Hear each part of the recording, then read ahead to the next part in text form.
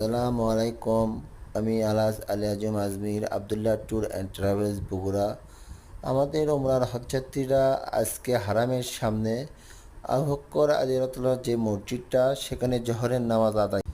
জোহরের নামাজ পড়ার পর হাজেরা ওখানে একটু বিশ্রাম করে। ওখান থেকে আমরা চলে যাব আরাফাত ময়দানে, যেহেতু ওমরার সময় ছোট হয়, 15 দিনের মধ্যে সব কার্যক্রম কমপ্লিট করতে হয়। এই জন্য এখান থেকে আমরা এখন সোজা চলে যাব আরাফাতে, হাজদেরকে আরাফাত ময়দান দেখানোর জন্য। আমরা আরাফাত ময়দানের যে মিনারটা দেখতে পাচ্তেছেন, এটা হচ্ছে জবলে রহমত পাহাড়। এই পাহাড়ে আদম আর হাওয়ার মিলন হয়েছিল।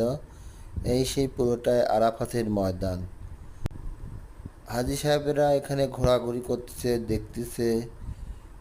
বাহির দেশ থেকে অনেক লোকজন এসেছে এখানে ঘোরাঘুরি করার জন্য।